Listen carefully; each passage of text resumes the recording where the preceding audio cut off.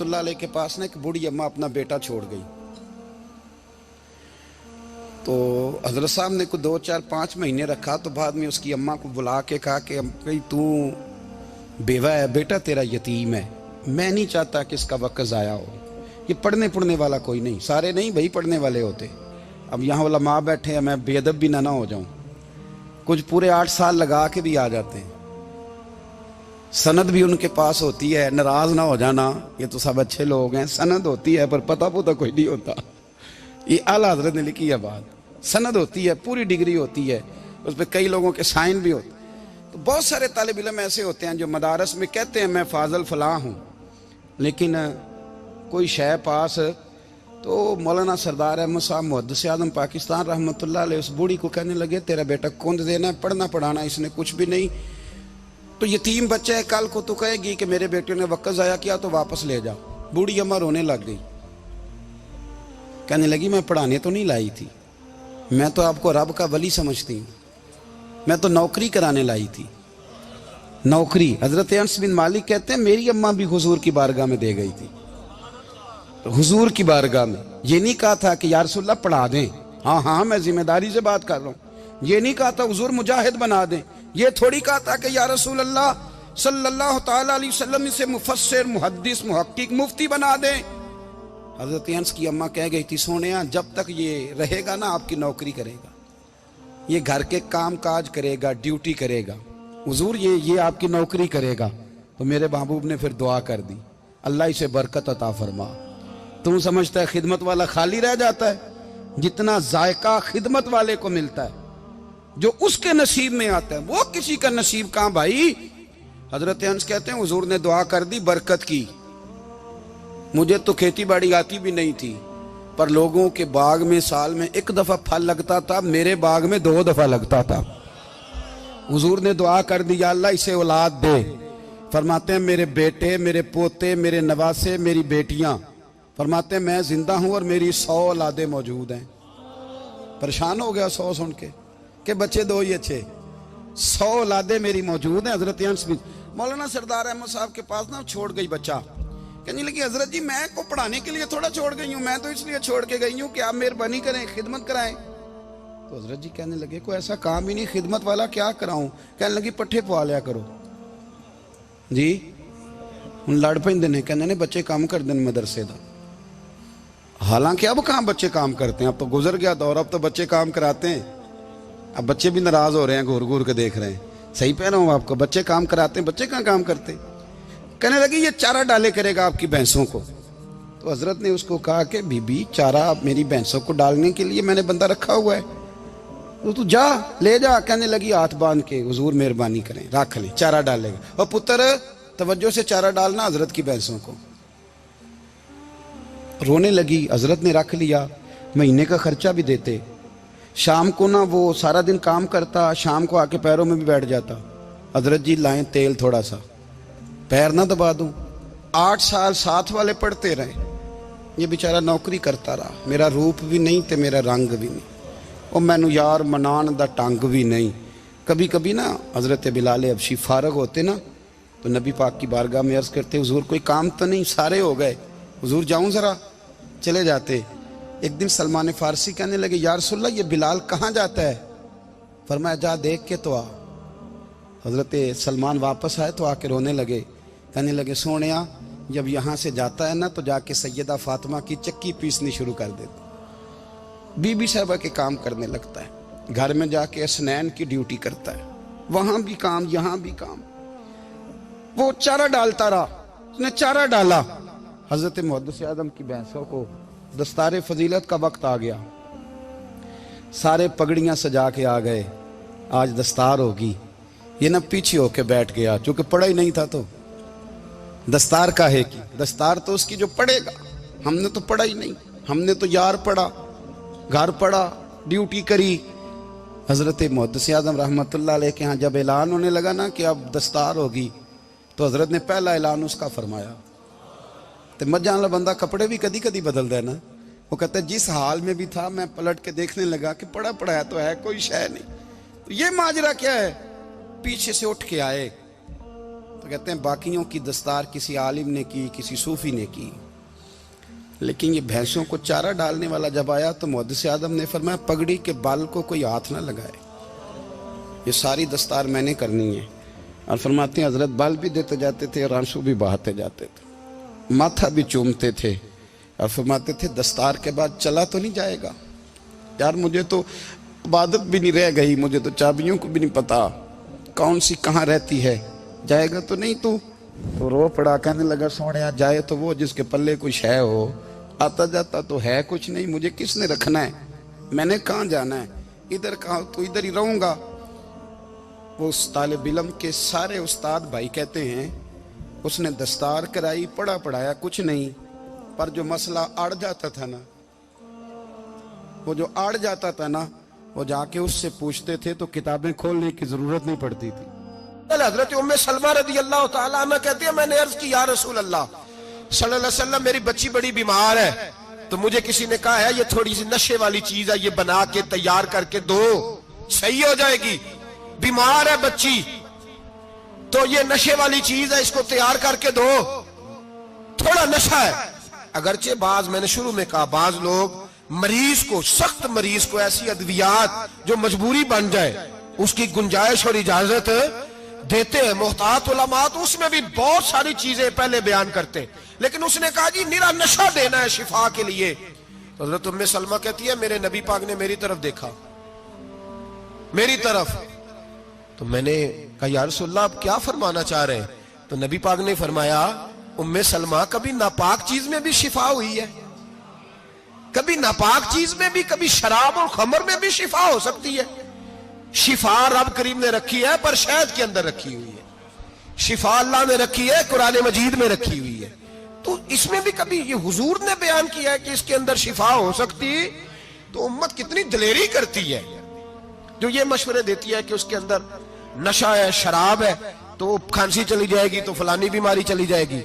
نہ آؤ ان چیزوں پہ، نہ اپنے ایمان کو خرابی دو، اور نہ ایسی باتیں کرو جس سے کہ ڈائریکٹ رسول اللہ صلی اللہ علیہ وسلم کے واضح ارشادات کی مخالفت ہو۔ میرے نبی پاک صلی اللہ علیہ وسلم نے فرمایا، اور پھر کچھ لوگ کہتے ہیں تھوڑی پی ہے جی، اب تو میں تجزیے میں پڑھ رہا تھا کہ ایسی شراب ایجاد ہو گئی ہے، لوگ شراب پیتے ہیں اور وہ مست بھی رہتے ہیں، کار بھی چلاتے رہتے ہیں، کہتے ہیں جی نہیں ہمارا ذہن معاف نہیں ہوا تو یہ والی صحیح ہے، نشہ نہیں لاتی۔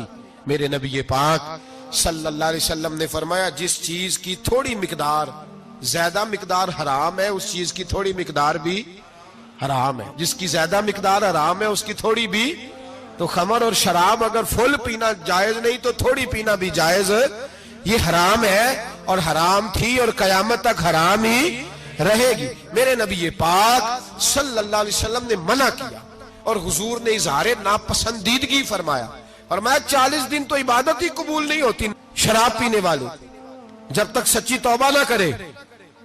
یہ لفظ جب ادا کرتا ہوں تو شرم سے میری زبان لڑکھڑاتی ہے کہ یار درباروں پہ بھی نشہ بکتا ہے۔ میں یہ بات کر رہا ہوں صوفیاء کا ترجمان، درباروں پہ، مزاروں پہ، اور سجادہ نشینوں تمہیں زمین نگل جائے، آسمان تمہیں لے اڑے، تم پر قہر نازل ہو، تم نے باپ دفن کر کے تو وہاں نشے کا اڈا بنا لیا، ماؤں سے بیٹے چھیننے لگے ہو، عورتوں کے سروں سے کپڑے چھیننے لگے ہو، سہاگ مارنے لگے ہو، بیٹیاں اور بیٹے یتیم کرنے لگے ہو، نشہ بیچتے ہو درباروں اور مزاروں پہ، یہ تماشا لگ گیا۔ آپ کیسے کروں یہ بات، پر کرنی پڑ رہی ہے، مجبوری ہے، یہ مضمون مکمل نہیں ہو سکتا۔ بند کر دیں وہ دربار، ہمیں نہیں چاہیے جن درباروں پہ نشہ بکتا ہے۔ میں ذمہ داری سے کہہ رہا ہوں، بات ریکارڈ ہو رہی ہے۔ جوتے کی نوک پہ وہ سجادہ نشین جو امت کو ڈرگز دیتا ہے، وہ سجادہ نشین کا ڈیرا نہیں، وہ گند کا اڈا ہے، وہاں سے فیض نہیں مل رہا، امت کی تباہی ہو رہی ہے۔ بتا دو، پھیلا دو، اس کو اعتراض کرنا ہے کرو۔ میرے رسول پاک سید عالم صلی اللہ تعالی علیہ وسلم کا دین ضروری ہے، کسی پیر کی سجادگی ضروری، بولیے سجادگی ضروری، بڑی ذمہ داری سے کہہ رہا ہوں اور نمائندگی کر رہا ہوں اپنی جماعت کی۔ نہ ہمارے بزرگوں نے کل اس کی حمایت کی تھی، نہ آج کرتے ہیں، نہ قیامت تک کریں گے۔ بند کر دے وہ دربار اور مزار۔ بزرگ دنیا میں یہ کام کرنے آئے تھے، اور ہماری سوچ اتنی گر گئی ہے، اتنے ہم کمزور ہو گئے۔ کہتے ہیں جب اس کو چڑھ جاتی ہے تو پھر بڑی معرفت کی باتیں سناتا ہے۔ تجھے شرم نہیں آئی یہ لفظ کہتے ہوئے؟ اب نشئی تجھے معرفت سکھائے گا؟ اب تو شرابی سے، بھنگی چرسی سے دین سیکھے گا؟ کہتے ہیں اس نے پی ہوئی تھی، چڑھی ہوئی تھی، بات کر دی تو میرا کام بن گیا۔ اتنی گندی اور میلی سوچ صاحب ایمان کی ہوتی ہے، تو اب نشیوں سے جا کر دعائیں کرائے گا؟ سن، میرے نبی پاک صلی اللہ علیہ وسلم نے فرمایا جو شراب پی لے، نشہ کر لے، اس کی تو 40 دن تک عبادت رب قبول نہیں فرماتا۔ تو کہتا چڑھی ہوئی تھی تو اس نے دعا کر دی، تجھے شرم ہی نہیں آئی بات کرتے؟ حیا ہی نہیں کیا تو نہ جملہ بولتے؟ یہ کوئی تصوف اور طریقت ہے؟ جاؤ اٹھا کے لے جاؤ۔ ایسی کوئی تصوف اور طریقت ہمیں نہیں چاہیے، ہمیں وہ والی طریقت چاہیے جس میں خدا کے قرآن کی بات ہوتی ہے اور محمد مصطفیٰ کے فرمان کی بات ہوتی ہے صلی اللہ علیہ وسلم۔ تو بھائی یاد رکھو، یہ کوئی طریقہ نہیں۔ ایک مزار ہے، مجھے ایک صاحب کہنے لگے آ جائیں یہاں بھی فاتحہ پڑھیں۔ میں نے کہا یہاں کیا ہے؟ کہنے لگے تھے تو بابا جی نشہ بشا کرتے، پر اب سنا ہے لوگوں کی منتیں بڑی پوری ہوتی ہیں۔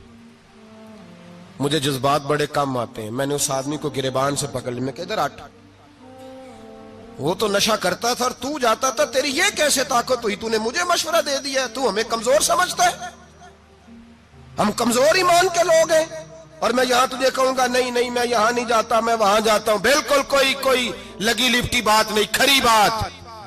تصوف وہ، دربار وہ جہاں قرآن پڑھا جائے اور رسول اللہ کی حدیث سکھائی جائے، باقی کوئی مطلب نہیں کسی قسم کا۔ میں داتا صاحب کبھی جاؤں نا جلسہ کرنے کسی کام سے، کسی تقریب میں، تو میں داتا صاحب کے مزار پہ نہیں جاتا۔ میں کہتا ہوں یار یہ یرانہ نہیں کہ بندہ کسی کام آیا تھا تو فاتحہ پڑھ لی، واپس چلو۔ گکھڑ سے سپیشل آئیں گے داتا صاحب کے مزار پہ حاضری دیں، اور میرے سنگی گواہ ہیں کہ میں سپیشل ٹائم نکال کے بہت سارے کام چھوڑ کے سپیشل جاتا ہوں، اور میں مراد ماننے نہیں جاتا، میں داتا صاحب کا شکریہ ادا کر دے جاتا ہوں۔ میں ان سے کہتا ہوں حضور آپ کی مہربانی، آپ یہاں آئے تو ہمارے بڑے بھی رسول اللہ کے غلام بن گئے۔ میں تو سلام عقیدت پیش کرنے جاتا ہوں۔ ہم مزارات پر جانے کے قائل نہیں، بلکہ ہماری تو عقیدت کا درجہ ہی مکمل نہیں ہوتا جب تک ہم مزار پہ سلام نہ کریں۔ پر مزار داتا صاحب کا، مزار خواجہ معین الدین اجمیری کا، مزار غوث اعظم جیلانی کا، مزار محدث اعظم مولانا سردار احمد کا، مزار اولیاء کا، مزار میاں شیر محمد شرک پوری کا، مزار رب کریم کے بندوں کا۔ بھنگیوں چرسیوں کے مزار نہیں ہوتے، اور نام ان مزارات کے قائل ہیں، بالکل قائل نہیں ہم۔ میں تھوڑے دن پہلے لاہور گیا تھا، تو میں کار میں میاں صاحب میاں شیر محمد شرک پوری کا ذکر کر رہا تھا۔ میں اپنے دوستوں سے کہہ رہا تھا یار بہت بڑا بابا ہوا ہے، تو مجھے کہنے لگی کرامت کیا ہے؟ میں نے کرامت یہ ہے کہ ساری زندگی سنت کا درس دیا ہے۔ تو مجھے کہنے لگے آپ کبھی گئے نہیں؟ میں نے کہا میں اسپیشل گیا تھا، اور تھوڑے دنوں کے بعد پروگرام بناؤں گا تو میں ساتھ لے کے جاؤں گا۔ ہم مزارات کے قائل ہیں، حاضریاں دیں گے مزاروں پہ، لیکن بھنگیوں چرسیوں کے مزاروں پر جانے کے قائل ہیں؟ زور سے بولے، یہاں جانے کے قائل ہیں؟ کوئی عقیدہ نہیں ہے ہمارا۔ نشہ بکے گا اب مزاروں پہ، اب یہ تصوف ہوگا وہاں، یہ طریقت ہوگی؟ اور ملت پر رحم کھاؤ خدا را۔ اگر تمہارے قومی ادارے کہتے ہیں رپورٹ کرنے والے کہ 70 لاکھ پاکستانی نشہ کرتا ہے، تو کیا تمہیں یہ نہیں پتا کہ نشہ بیچتا کون ہے؟ کیا تمہیں یہ نہیں پتا کہ ڈرگز کا کاروبار کون کرتا ہے؟ اگر تمہیں یہ پتا ہے تو کیا یہ خبر نہیں تمہیں کہ ان رگوں پر یہ خون اتارتا کون ہے؟ میں اپنے بزرگوں سے معذرت کے ساتھ، نشے کا آغاز، ناراض تو نہیں ہو جائیں گے بزرگ؟ نوجوانوں کو میں لتاڑ لیتا ہوں، لیکن بزرگوں کی عزت کرنا سنت ہے، تو میں بزرگوں سے معذرت کے ساتھ، یہ یوں سمجھ لیے خوگرے حمد سے تھوڑا سا گلا بھی سن لے۔ نشہ سگریٹ سے شروع ہوتا ہے، سگریٹ سے۔ میں تمباکو کو حرام نہیں کہتا، یہ فتویٰ نہیں دے رہا۔ تمباکو کا حکم وہی ہے جو مولی کا ہے، جو کچے پیاز اور لہسن کا ہے، کہ آپ جب کھا لیتے ہیں تو منہ سے بدبو آتی ہے، تو آپ مسجد میں آئیں تو آنے سے پہلے مسواک کریں، منہ صاف کریں، پھر آپ آ جائیں۔ تو جائز ہے، مکروہ ہے لیکن حرام. لیکن تمباکو سے آگے جب حالات بڑھتے ہیں، تجزیہ نگاروں نے لکھا ہے کہ ہمارے پنجاب کے کچھ علاقوں میں اب سگریٹ سے نکال کے نا، پہلے بھی بھرتے تھے لوگ اس میں بڑا کچھ، اب پتہ ہے کہ نیا نشہ ایجاد کیا ہے.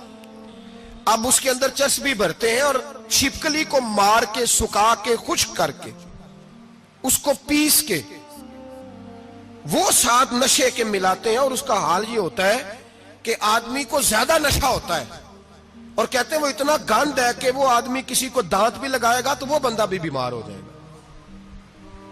کیا یہاں لوگ اسپرٹ نہیں پیتے آپ کے ملک میں؟ اور ہم کبھی سڑک پہ جاتے ہیں تو نشئی کو دیکھ کے مذاق کرتے ہیں، دیکھنا میں ہارن لگاؤں گا تو گاڑی کے ہارن سے گر جائے گا.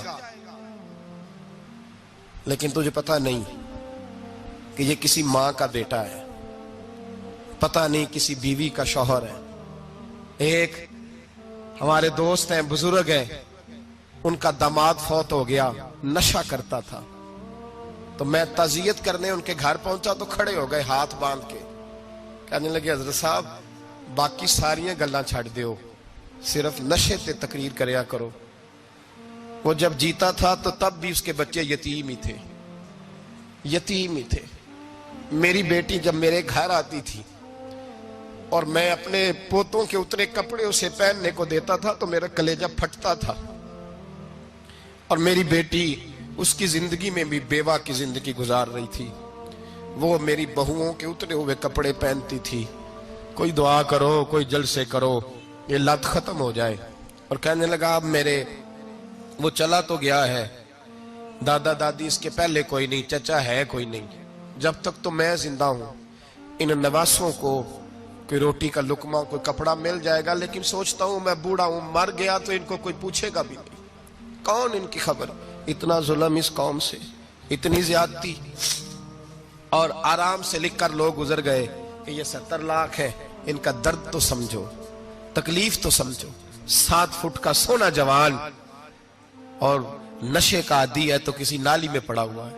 اور میں نے کہا اس قوم کے ساتھ اس سے بڑا بھیانک مذاق کیا ہوگا. کوئی دانشور تھا بڑا ظالم، اس ظالم سے کوئی مشورہ لینے آیا، اس نے آ کے کہا تو بڑا ظالم ہے، بڑے کڑوے مشورے دیتا ہے، میرا ایک دشمن ہے، میں اس سے بدلہ لینا چاہتا ہوں، میرا دل کرتا ہے اس کا بچہ قتل کر دوں تاکہ وہ تڑپے. تو ظالم نے کہا اسے قتل نہ کر، وہ تو اس کا باپ 2-4 مہینے رو کے چپ کر جائے گا. پھر میں سخت سزا دینا چاہتا ہوں، مشورہ دے. تو اس نے کہا اس کے بچے کو نشے پہ لگا دے. جس کا بچہ نشہ کرے گا وہ باپ روز مرے گا، روز جیے گا، وہ ماں روز مرے جیے گی، نشے پہ لگا دے. اس قوم کے ساتھ سب سے بڑا ظلم یہ ہوا کہ ملت کا جوان نشے پہ لگ گیا، ڈرگز پہ لگ گیا. اتنے تباہ حالات ہوئے کہ جوان چڑھتی جوانیاں، اماں نے کتاب دے کے بھیجا تھا اور کالج سے واپس آئے تو نشے کے ٹیکے ہاتھوں میں پکڑے ہوئے، ٹیکے. اور آپ کے اس ملک کے اسلام آباد میں ایک دن میڈیا نے وہ خبر بھی وائرل کی اور وہ چیز بھی دکھائی لوگوں کو. 3 مہینے کا بچہ لے کے نشئی سڑک پہ آ گیا. اس نے کہا میرا نشہ ختم ہو گیا، میرا بچہ خرید لو، 2 پڑیاں دے دو. تو وہاں بیبیاں جو سن رہی تھی وہ بھی چیخے مار کے رو رہی تھی. یہ ظلم کیا اس قوم کے ساتھ، اور کرپشن کی لعنت نے اجازت دی سپلائی کرنے والوں کو کہ گلی گلی بیچے، گلی گلی. انہوں نے کچھ تھوڑا ظلم نہیں کیا ان حکمرانوں نے. اور ہماری اپوزیشن، اس کو نہ صرف اتنا پتا ہے کہ یہ جائیں اور ہم آئیں، اس سے زیادہ کوئی غرض نہیں. بھائی کرپشن کے خلاف نکلے ہو تم، نشے کے خلاف کس دن نکلو گے؟ جوئے کے خلاف کس دن؟ قوم تو مر رہی ہے نشے سے، اس کے خلاف میدان میں کب آؤ گے؟ صرف اتنا ہے کہ یہ جائیں اور ہماری باری آئے، اس سے زیادہ کچھ نہیں. جتنے مجرم وہ ہیں اتنے ہی تم بنتے جا رہے ہو. اور اگر آپ نے ابھی تک ہمارا چینل سبسکرائب نہیں کیا تو فوراً سبسکرائب کیجئے، ساتھ ہی بیل آئیکن پر کلک کریں تاکہ مزید آنے والی ویڈیو ہیں وہ آپ کو وقت پر ملتی رہیں. اللہ حافظ.